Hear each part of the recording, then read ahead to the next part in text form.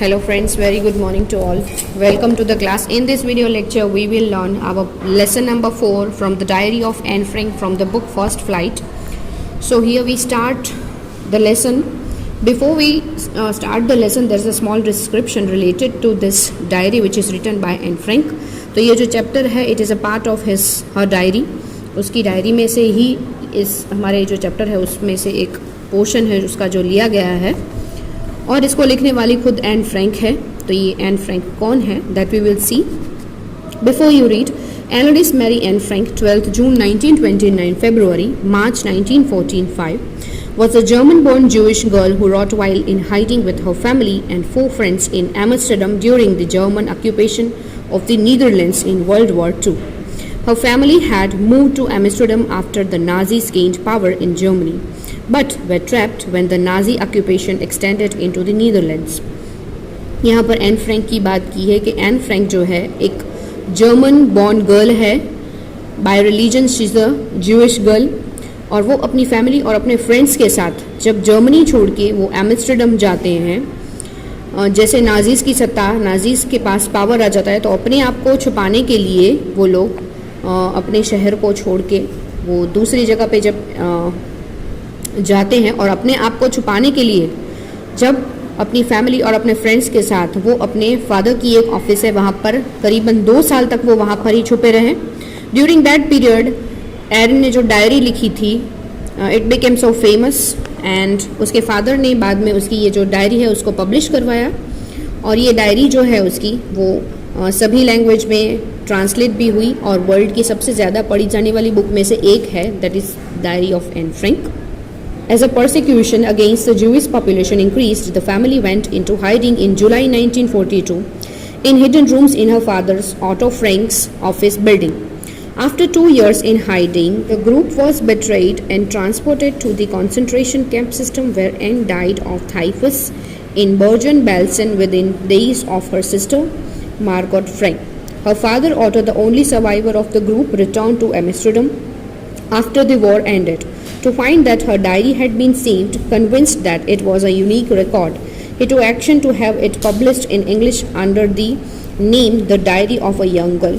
The diary was given to Anne Frank for her 13th birthday and chronicles the event of her life from 12 June 1942 until its final entry of 1st June 1944. It was eventually translated from its origin Dutch into many languages and became one of the world's most widely read books. There have also been several films, television and theatrical productions, and even an opera based on the diary, described as the work of a nature and insightful mind. The diary provides an intimate examination of her daily life under Nazi occupation. Anne Frank has become one of the most renowned and discussed of the Holocaust victims. तो ये उसकी diary के बारे में थोड़ा सा description दिया गया है. अब यहाँ से हम हमारा लेसन शुरू करेंगे. एन जो है वो अपनी डायरी के बारे में क्या सोचती है, यहाँ पर सबसे पहले वो लिखा गया है, और उसके बाद उसकी डायरी में उसने जहाँ से अपनी एंट्री की शुरुआत की है वो भी पोर्शन दिया गया है. Writing in a diary is a really strange experience for someone like me, not only because I have never written anything before, but also because it seems to me that later on neither I nor anyone else will be interested in the musing of a 13-year-old schoolgirl. यहाँ पर N बताती है कि writing in a diary मतलब diary के अंदर लिखना या फिर डायरी राइटिंग करना, it is a strange experience for her. उसके लिए ये बहुत ही अजीब एक्सपीरियंस रहा. इट इज़ जस्ट बिकॉज, इसलिए नहीं कि उसने पहले कभी भी डायरी नहीं लिखी, पर इसलिए कि उसे पता है कि शायद आगे जाके कोई इस चीज़ में इंटरेस्ट नहीं दिखाएगा कि एक 13 साल की जो स्कूल जाने वाली लड़की है उसने डायरी में क्या लिखा है, उसे जानने की उत्सुकता कोई नहीं रखेगा. Oh well, it doesn't matter. I feel like writing and I have an even greater need to get all kinds of things off my chest. पर ये बात उसके लिए बहुत मैटर नहीं करती. उसे बस लिखने का मन हुआ और उसे ऐसा फील हुआ कि उसे लिखना चाहिए. यही चीज़ उसके लिए काफ़ी थी. तो अपनी सारी फीलिंग्स जो है वो अपनी डायरी के साथ वो यहाँ पर शेयर करना चाहती है. जितने भी उसके दिमाग में आइडियाज़ है, जो भी वो सोचती है, उसकी सारी थिंकिंग्स जो है वो उसने अपनी इस डायरी में लिखी है. अब उसके पीछे भी उसने एक रीज़न बताया है. Paper has more patience than people. I thought of this saying on one of those days when I was feeling a little depressed and was sitting at my home with my chin in my hands, bored and listless, wondering whether to stay in or go out. I finally stayed where I was, brooding.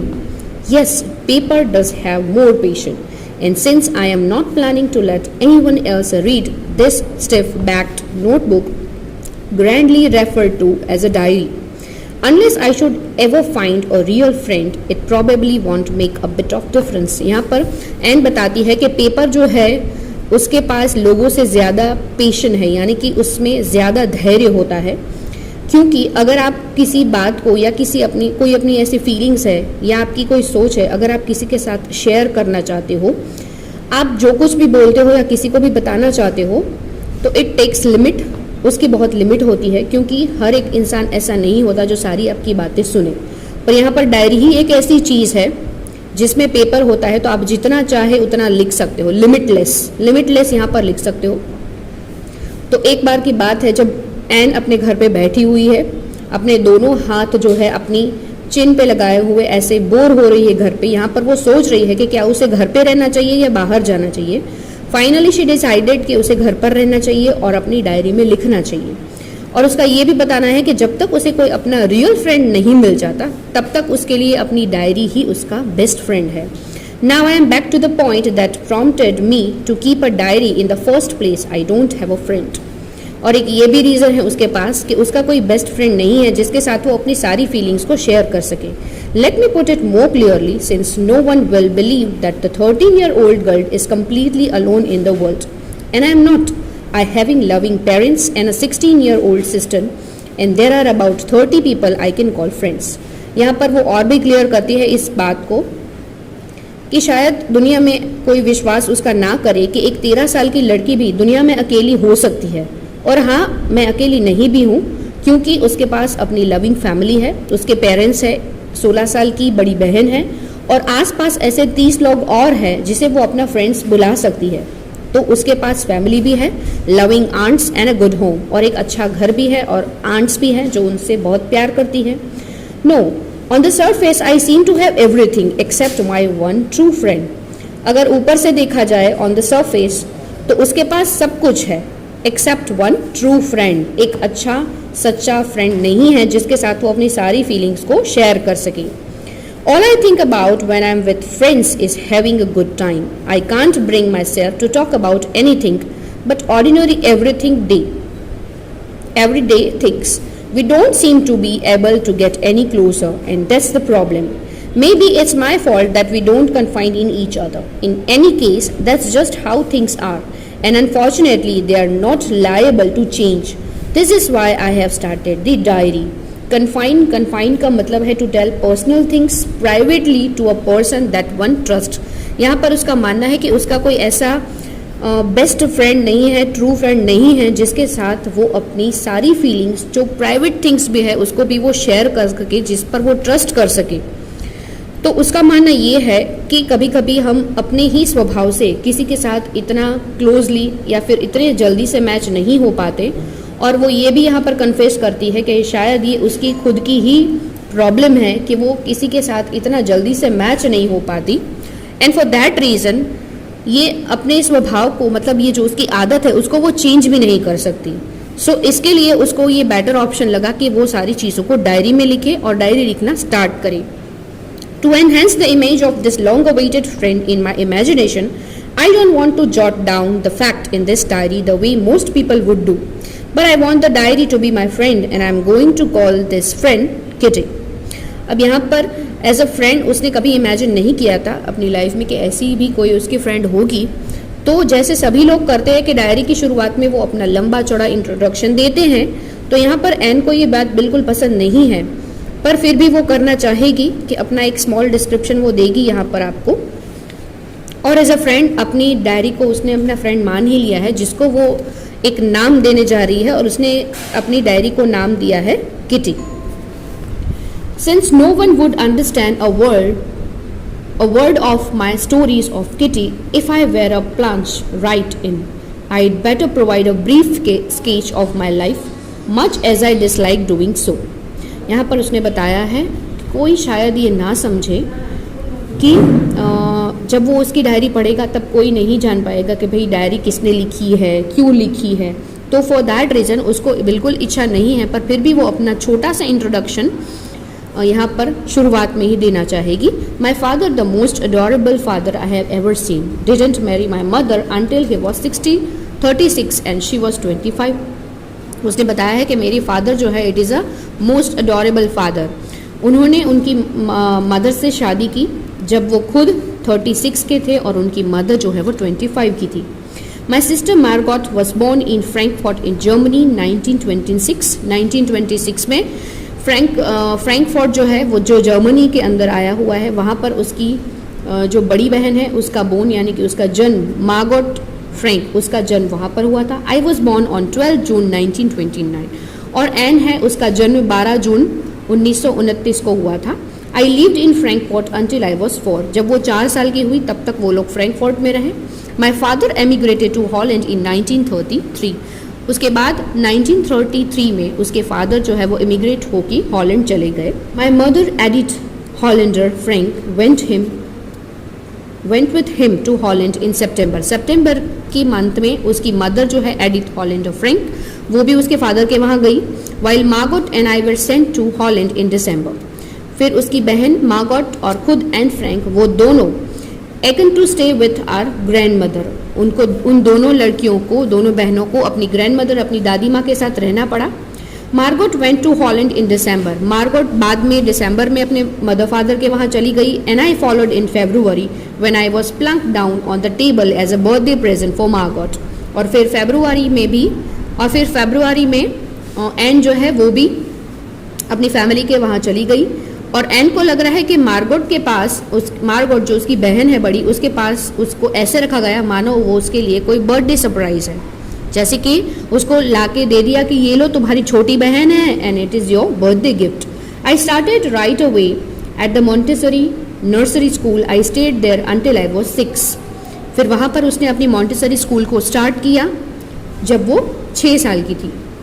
At which time I started in the first form. In the 6th form, my teacher was Mrs. Cupris, the headmistress. At the end of year, we were both in tears as we said a heartbreaking farewell. अब जब 6 साल की थी उन्होंने nursery start की वहाँ पर N ने। वहाँ पर उसकी जो टीचर थी उनका नाम था मिसेस क्यूप्रेस, जो उसी स्कूल की हेडमिस्ट्रेस थी। At the end of the year, साल जब ख़त्म होने को आया तब दोनों बहुत ही ज़ोर से रोए थे क्योंकि वो उनके लिए बहुत ही हार्ट ब्रेकिंग फेयरवेल था। इट मीन्स यहाँ पर टीचर और स्टूडेंट्स के बीच बहुत अच्छी खासी बॉन्डिंग थी। In the summer of 1941 grandma fell ill and I had to have an operation, so my birthday past with little celebration. Summer का सीज़न था 1941 में, उनकी दादी माँ जो थी वो बहुत बीमार पड़ गई, उनका ऑपरेशन करवाना पड़ा और इसी वजह से इस बार एन का जो बर्थडे है उसका कोई अच्छे से सेलिब्रेशन वो लोग नहीं कर पाए। Grandma died in January 1942. No one knows how often I think of her and still love her. This birthday celebration in 1942 was intended to make up for the other, and Grandma's candle was lit along with the rest. यहाँ पर जनवरी 1942 में finally उनकी जो grandma है, उनकी जो दादी है, उनकी डेथ हो जाती है और अब शायद ये कोई नहीं जानता कि एन जो है वो उनको कितना प्यार करती है, आज भी वो उनको कितना मिस करती है। इस बार एन का जो बर्थडे है उसको सेलिब्रेट किया गया और उसकी केक पर जितने भी कैंडल्स लगी उसमें एक कैंडल उसने अपनी दादी माँ की याद में भी रखा गया। The 4 of us are still doing well, and that brings me to the present date of 20 June 1942 and the solemn dedication of my diary. अब यहाँ पर उन चारों लोग यानी कि उनकी मदर फादर, उनकी सिस्टर और एन खुद, हमारी चारों की ज़िंदगी जो है वो बहुत अच्छे से चल रही थी और यही बात शायद आज की बात है कि 20 जून से वो अपनी डायरी लिखने की शुरुआत कर रही है। सो 20 जून 1942 सैटरडे से वो अपनी डायरी में सबसे पहली जो है नोट लिखती है। यहाँ पर से उसकी डायरी की राइटिंग शुरू होती है, डायरी राइटिंग उसका स्टार्ट होता है।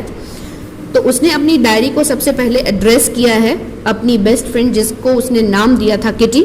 Dearest kitty, our entire class is quaking in its boots. The reason, of course, is the forthcoming meeting in which the teachers decided who will move up to the next form and who will be kept back. हमारी पूरी class जो है इस quaking in its boot इसका मतलब है shaking with fear and nervousness. पूरी class जो है वो बहुत नर्वस थी, क्योंकि उसका कारण ये है कि अब is the fourth coming meeting, यानी कि मीटिंग के बाद जो रिजल्ट डिक्लेयर होने वाला था, मतलब कौन पास है और कौन फेल होने वाला है।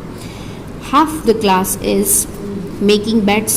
GN and I laughed ourselves silly at the two boys behind us, CN and Jacques, who have staked their entire holiday saving on their bet.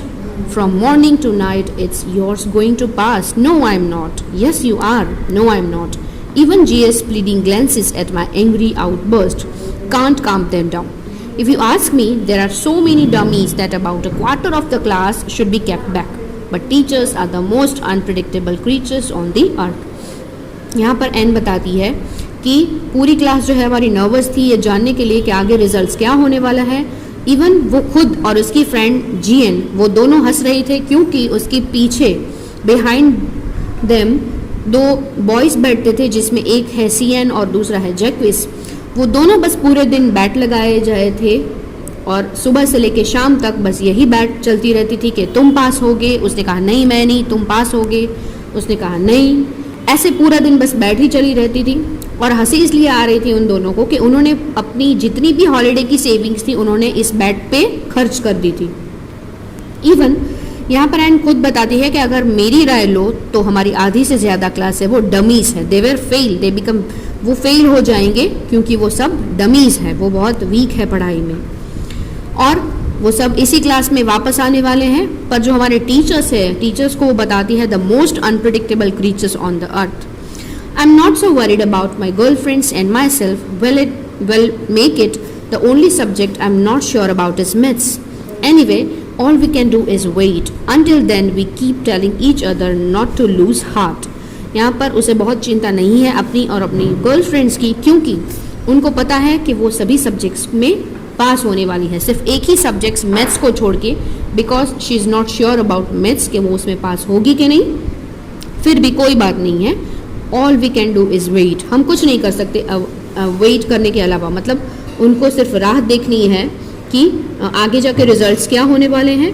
और फिर एक दूसरे को वो ऐसे ही सांत्वना देते हैं कि भाई कोई बात नहीं, अगर फेल भी हो जाते हैं तो नॉट टू लूज हार्ट, अपनी हिम्मत को खोना नहीं है। I get along pretty well with all my teachers. There are 9 of them, 7 men and 2 women. Mr. Keesing, the old fogey who teaches maths, was annoyed with me for ages because I talk so much. यहाँ पर अपने school के teachers के बारे में वो बताती है कि वहाँ पर उसके स्कूल में टोटल 9 टीचर्स थे, जिसमें से 7 मेल टीचर और 2 फीमेल टीचर थी। उसमें से एक जो उसके मैथ्स के टीचर थे, दे ओल्ड फॉगी का मतलब है एन ओल्ड फैशन पर्सन, जिसका नाम था मिस्टर कीजिंग। वो हमेशा एन को एनॉय करते थे क्योंकि एन जो है वो क्लास में बहुत बातें करती थी। After several warning he assigned me extra homework, an essay on the subject, a chatterbox. A chatterbox? What can you write about that? I'd worried about that later. I decided I jotted down the title in my notebook, tucked it in my bag and tried to keep quiet. यहाँ पर N बताती है कि बहुत सारी warning उन्होंने N को दी थी क्योंकि एन बहुत बातें करती थी, पर कुछ वार्निंग्स के बाद उन्होंने एन को एज ए एक्स्ट्रा होमवर्क एक असाइनमेंट दिया और असाइनमेंट में उसे ऐसे लिखने को दिया और उस ऐसे का सब्जेक्ट था अ चैटर बॉक्स। एंड को खुद ये वो सोच रही है कि भाई अ चैटर बॉक्स ऐसे सब्जेक्ट्स के बारे में भाई कोई क्या लिख सकता है। शी इज़ वरीड अबाउट, वो बहुत ही चिंता में पड़ गई और फिर उसने डिसाइड किया अपनी नोटबुक के ऊपर हेडिंग में उसने ये हेडिंग में तो लिख दिया जो सब्जेक्ट था अ चैटर बॉक्स। फिर उसने उस पेज को बैग में डाल दिया and try to keep quiet, और फिर उसने कोशिश की कि वो बहुत ही क्वाइट रहे। That evening after I'd finished the rest of my homework, the note about the essay caught my eye. उस शाम को वो अपना पूरा होमवर्क कंप्लीट करके बैठी थी और फिर उसकी नज़र अपने एक्स्ट्रा होमवर्क पर जो ऐसे उसको लिखने के लिए दिया था उस पर गई। I began thinking about the subject while chewing the tip of my fountain pen. जैसे सभी बच्चों की ज़्यादातर आदतें होती है कि पेन का जो टिप का एरिया है उसे मुंह में वो लोग चबाते रहते हैं और सोचते रहते हैं। Anyone could ramble on. Ramble on means talk और राइट एमलेसली फॉर लॉन्ग। किसी भी बिना वजह के, बिना कोई भी रीज़न के आप कुछ भी लंबा लंबा लिखो, that is ramble on. So anyone could ramble on and leave big spaces between the words. But the trick was to come up with convincing arguments to prove the necessity of talking. अब कोई भी अगर ऐसा हो subject तो क्या कर सकते हैं भाई, लंबे लंबे सेंटेंस लिखो, वर्ड्स के बीच में ज़्यादा स्पेस रखो, ऐसे करके पेजेस के पेजेस एमलेसली हम भर सकते हैं. पर यहाँ पर एंड को कुछ अलग ही आइडिया था. Convincing argument, a statement made in such a manner that people believe it. यहाँ पर उसने एक इस तरह एक अलग तरह की ही कुछ आर्ग्यूमेंट की थी जो लोगों को सोचने पर मजबूर कर दे कि हाँ ये भी हो सकता है. Mister Keesing has assigned me and was satisfied. I argued that talking is a student's trait and that I would do my best to keep it under control. यहाँ पर उसने ऐसे के बारे में सब कुछ लिखा. उसने जो भी आर्गुमेंट वो करना चाहती थी उसने की. नेसेसिटी ऑफ टॉकिंग यानी कि बातें करने की जो ज़रूरत है वो क्या है, उसके बारे में उसने बहुत सारी आर्गुमेंट इस ऐसे में की. और उस ऐसे को पढ़ने के बाद मिस्टर कीजिंग जो है वो काफ़ी हद तक सेटिस्फाइड भी हुए. यहाँ पर उसने बताया है कि argue that talking is a students trait. बातें करना वो जैसे स्टूडेंट्स के स्वभाव में है, ये उनका हक है जैसे. But I would do my best to keep it under control. वो हमेशा अपनी आपसे अच्छे से कोशिश करती है कि वो अपनी इस आदत को कंट्रोल में रखे. But that I would never be able to cure myself of the habit since my mother talked as much as I did if not more and that's there is not much you can do about inherited traits. Inherited traits का मतलब है qualities physical और mental that one gets from one's parents. ऐसी qualities कभी कभी physically कभी कभी mentally, कुछ हमारी आदतें ऐसी हैं जो हमें इनहेरिट में मिली है थ्रू आवर पेरेंट्स. हमारे पेरेंट्स के थ्रू हमें ये सारी चीज़ें इनहेरिट में मिली है. तो यहाँ पर एन खुद बताती है कि मेरी ये जो आदत है ज़्यादा बोलने की, उसे मैं बहुत कोशिश करती हूँ कि कंट्रोल करूँ, पर मैं ये नहीं कर पाती हूँ बिकॉज उनकी मदर भी है, वो भी बहुत बोलती है. तो एन का बताना ये है कि ये चीज़ उसको इनहेरिट में अपनी मदर से मिली है. Mister Keesing had a good laugh at my arguments but when I proceeded to talk my way through the next lesson he assigned me a second essay. This time it was suppose to be on an incorrigible chatterbox. I handed it in and Mr. Keesing had nothing to complain about for 2 whole lessons. However, during the 3rd lesson, I had finally had enough. And Frank, as a punishment for talking in class, writing an essay entitled "Quack, Quack, Quack," said Mistress Chatterbox. Mister Keesing जो है जब उन्होंने ये ऐसे पढ़ा तो इस argument पर वो बहुत कुछ हंसे भी और उन्होंने इसके बारे में प्रेज भी की. बट फिर जैसे ही एन ने अपनी इस आदतों को चालू रखा, अगेन मिस्टर कीजिंग ने उसको सेकेंड असाइनमेंट लिखने के लिए दे दिया. और इस सेकेंड टाइम जो ऐसे लिखने को दिया था, इस ऐसे का सब्जेक्ट था an incorrigible chatterbox. Incorrigible means something that can not be corrected. ऐसी आदतें या ऐसी चीज़ें जिसको हम करेक्ट नहीं कर पाते. फिर से एन ने उस पर ऐसे लिखा and mister Keesing had nothing to complain. और इस बार मिस्टर कीजिंग ने 2 लेसन तक कोई भी कंप्लेन नहीं की. अब जब 3rd लेसन की बारी आई तब एन ने अपनी ये जो आदतें हैं वो बार बार चालू ही रखी. फाइनली फिर से मिस्टर कीजिंग ने उसे 3rd टाइम ऐसे लिखने को दिया. अब इस बार जो ऐसे लिखने को दिया था एज अ पनिशमेंट, इसका सब्जेक्ट था, title was quack quack quack said mistress chatterbox. अजीब तरह का कुछ ये ऐसे था. द क्लास रोल्ड, पूरी क्लास हंसने लगी. I had to laugh too, और एंड खुद भी हंसने लगी. Though I had nearly exhausted my ingenuity on the topic of chatterboxes.